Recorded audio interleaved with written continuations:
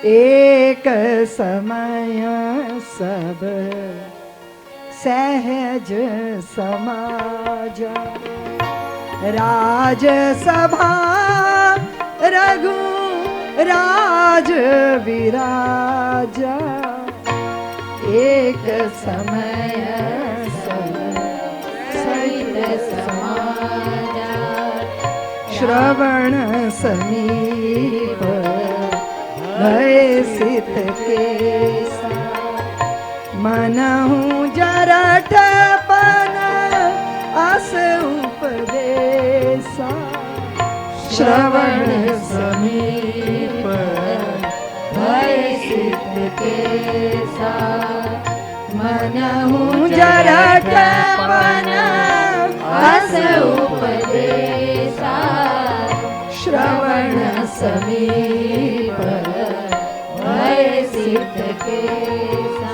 अब जीवन का उत्तरार्ध शरीर शिथिल हो गया, कानों के पास से श्वेत बाल उगाए, उंगलियों की अंगूठियां ढीली हो गई, शीश का मुकुट टेढ़ा हो गया। भरी सभा में बैठकर राय सुभाए मुकुर कर लीना, बदन बिलोक मुकुट समकीना। भरी सभा में अपने सत्य का दर्शन, भरी सभा में, और कदाचित जिसने स्वयं का दर्शन कर लिया। तुम कहती हो ना दीदी माँ, मैंने देव दर्शन किया, मैंने संत दर्शन किया, मैंने इष्ट दर्शन किया, मैंने गुरु दर्शन किया, मैंने देवालय का दर्शन किया, लेकिन वो सारे दर्शन तब सार्थक होंगे जब हम स्वयं का दर्शन करेंगे, जब अपने मन का दर्शन करेंगे। पुत्र, तुम सन्यासी हो गए। शिष्य को कहता है गुरु, जाओ फलानी जगह जाओ, वहां से जाके भिक्षा मांग के आओ। अभी अभी घर छोड़ा है, बड़े घर का पुत्र है, भिक्षा में पता नहीं क्या मिलने वाला है। मुझे तो ये सब्जी प्रिय थी, लेकिन आश्चर्य में डूब गया जब उसने देखा कि सामने जिस स्त्री के घर से भिक्षा लेनी थी, उसने भी वही सब्जी बनाई जो इसको प्रिय थी। अपने मन का भोजन किया, फिर भोजन करने के बाद उसको मन में आया कि जब घर पे था भोजन करके विश्राम करता था, अब कौन पूछेगा विश्राम के लिए। तो वो इस स्त्री ने कहा कि महात्मा भोजन कर लिया, थोड़ा विश्राम भी कर लो।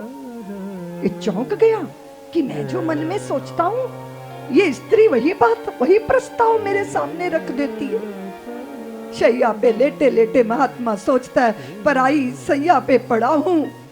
10 दिन पहले तो अपने घर पे अपनी शैया पे सोता था। तो वो स्त्री पास आई, बोली महात्मन शैया तो ना तेरी ना मेरी, विश्राम करो ना।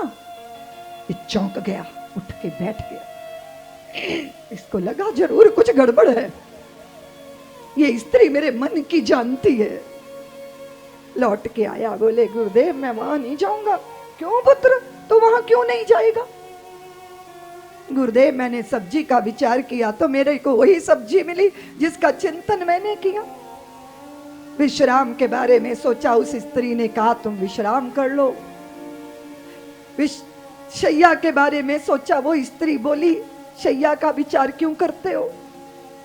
गुरुदेव आपसे क्या छुपाऊं, उसने मेरा और मन भी पढ़ा होगा, क्योंकि मेरे मन में आया था कि मैंने भगवा पहनने में जल्दी कर दी, नहीं तो ऐसी मेरी कोई स्त्री पत्नी बनती, मेरी सेवा करती, मैं उसको बाहों में भरता।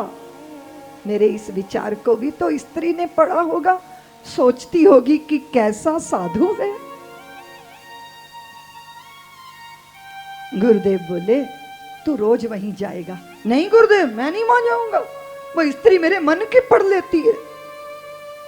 तो गुरुदेव ने कहा ऐसा है बेटा, एक समाज बड़ा अच्छा था, सबने मिलके बहुत सुंदर धर्मशाला बनाई, अच्छा फर्श लगाया, सुंदर फानूस टांगे, बड़ी चित्रकारी, बड़ी कसीदाकारी, ऐसी अद्भुत, ऐसी भव्य, ऐसी दिव्य धर्मशाला बनकर तैयार हो गई। और बाद में क्या हुआ बेटा? उस धर्मशाला में गधे, घोड़े, कुत्ते, बिल्लियां, भिखारी, समैकिए, चोर, ठग, सबने डेरा डाल दिया। वो धर्मशाला दुर्दशाग्रस्त हो गई। तो छूटते ही बोला कि गुरुदेव, धर्मशाला बनाने वालों ने कोई चौकीदार नहीं रखा होगा, इसलिए उसकी ऐसी दुर्दशा हो गई। तो गुरुजी ने कहा, ये मैं कोई धर्मशाला की बात नहीं कर रहा बच्चे, मैं तो तेरे मन की धर्मशाला की बात कर रहा हूं। तूने अपने मन की धर्मशाला की चौकीदारी की होती तो क्या ऐसे ऐसे विचार तेरे मन में आते? चौकीदारी कर, मन का दर्शन कर,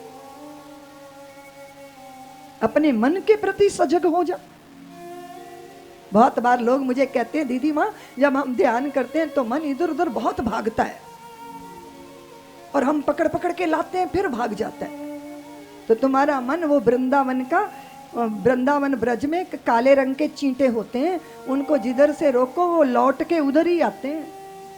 ये मन ऐसा ही है, जहां से रोकोगे वहीं जाएगा, और रोकना ही गलती है। मात्र मन के दृष्टा होना, मन के साक्षी होना। जैसे नदी के किनारे बैठ के हम नदी की लहरों को देखते हैं, ऐसे मन का दर्शन। उसको ऐसा सूत्र दिया गुरु ने। एक बार लौट के आया, चरणों में गिर के अनुग्रह के आंसू बहाए कि गुरुदेव, आपने कहा कि मन की चौकीदारी करो।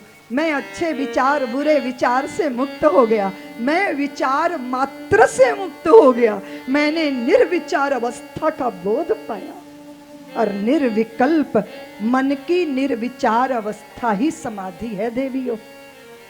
मन का दर्शन, अपने मन का दर्शन करो।